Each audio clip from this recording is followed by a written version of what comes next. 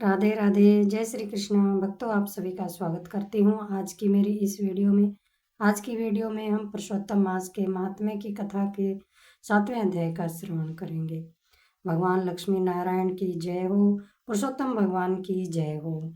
आगे की कथा बताते हुए सूत जी बोले, हे तपोधन, आप लोगों ने जो प्रश्न किया है वही प्रश्न नारद ने नारायण से किया था। सो नारायण ने जो उत्तर दिया वही उत्तर मैं आप लोगों से कहता हूँ। नारद जी बोले, विष्णु ने अधिक मास का अपार दुख निवेदन करके जब मौन धारण किया, तब हे बद्रीपते, पुरुषोत्तम ने क्या किया सो इस समय आप हमसे कहिए।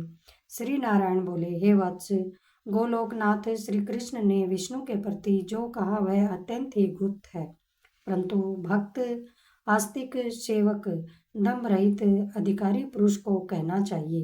अतः मैं सब आप सबको सुनाता हूँ।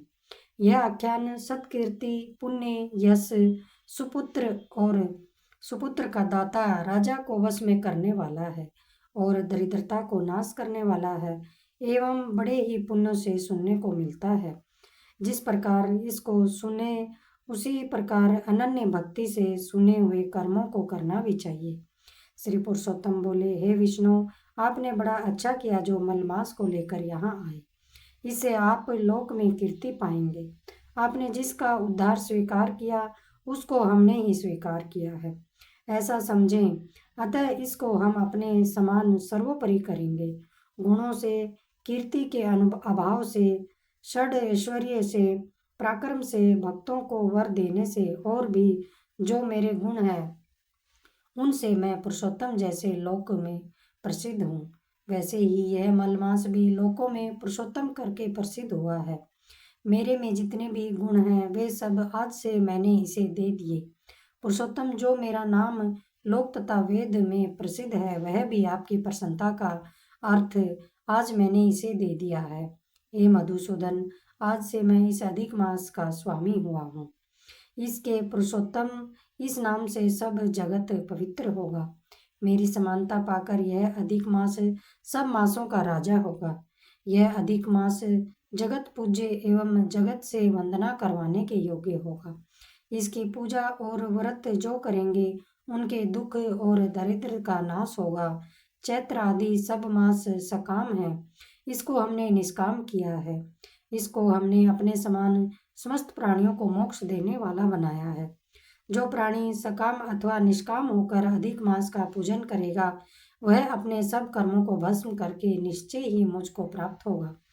जिस परम पद प्राप्ति के लिए बड़े भाग्य वाले यति ब्रह्मचारी लोग तप करते हैं और महात्मा लोग निराहार व्रत करते हैं एवं दृढ़ पूर्वक व्रत लोग फल, पत्ता, वायु भक्षण कर रहते हैं और काम क्रोध रहित जितेंद्रिय रहते हैं, वे और वर्षा काल में मैदान में रहने वाले, जाड़े में शीत, गर्मी में धूप सहन करने वाले मेरे पद के लिए यत्न करते रहते हैं। हे गरुड़ ध्वज, तब भी वे मेरे अव्यय परम पद को नहीं प्राप्त पाते हैं, परंतु पुरुषोत्तम के भक्त एक मास के व्रत से बिना परिश्रम जरा मृत्यु रहित उस परम पद को पा लेंगे। यह अधिक मास व्रत संपूर्ण साधनों में श्रेष्ठ साधन है और समस्त कामनाओं के फल की सिद्धि को देने वाला है। अतः इस पुरुषोत्तम मास का व्रत सबको करना चाहिए। हल से खेत में बोए हुए बीज जैसे करोड़ों गुना बढ़ते हैं, तैसे ही मेरे पुरुषोत्तम मास में किया हुआ पुण्य करोड़ों गुना अधिक होता है। कोई चतुर्मास आदि यज्ञ करने से स्वर्ग में जाते हैं, वह भी भोगों को भोग कर पृथ्वी पर आते हैं, परंतु जो पुरुष आदर से विधिवत अधिक मास का व्रत करता है वह अपने समस्त कुल का उद्धार कर मेरे में मिल जाता है, इसमें संशय नहीं है। मुझे प्राप्त होकर प्राणी पुनः जन्म मृत्यु भय से युक्त एवं आदि व्याधि और जरा से ग्रस्त संसार में फिर नहीं आता है। जहाँ जाकर फिर पतन नहीं होता सो मेरा परम धाम है। ऐसा जो वेदों का वचन है वह सत्य है, असत्य कैसे हो सकता है। यह अधिक मास इसका स्वामी मैं ही हूँ और मैंने ही इसे बनाया है, और पुरुषोत्तम यह जो मेरा नाम है सो भी मैंने इसे दे दिया है।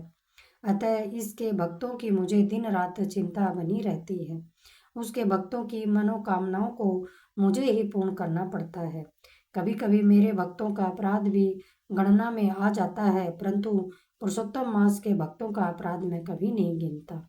हे विष्णु, मेरी आराधना से मेरे भक्तों की आराधना करना मुझे प्रिय है।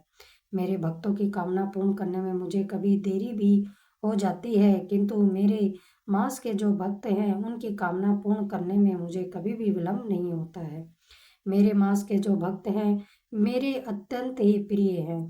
जो मनुष्य इस अधिक मास में जप दान नहीं करते वे महामूर्ख हैं, और जो पुण्य कर्म रहित प्राणी स्नान भी नहीं करते एवं देवता तीर्थ द्विजों से द्वेष करते हैं, वे दुष्ट भागी और दूसरे के भाग्य से जीवन चलने वाले होते हैं।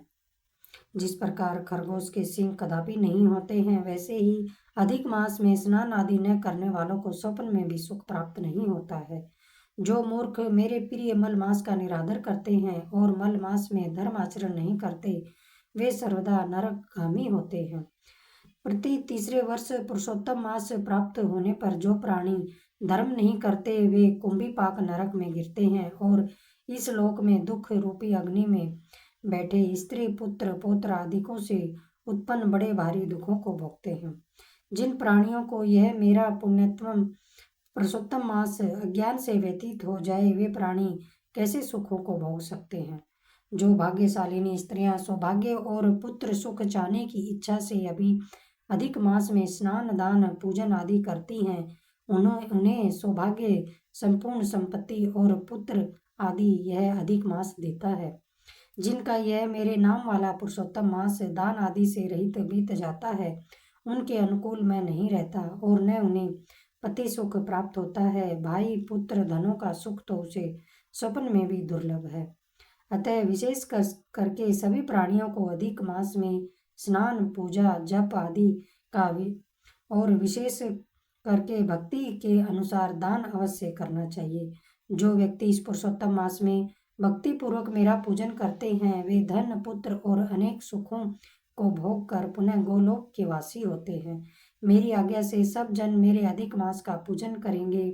मैंने सब मासों से उत्तम मास इसे बनाया है, इसलिए अधिक मास की चिंता त्याग कर हे रमापते आप इस अतुलनीय पुरुषोत्तम मास को साथ लेकर अपने वैकुंठ में जाओ। श्री नारायण बोले।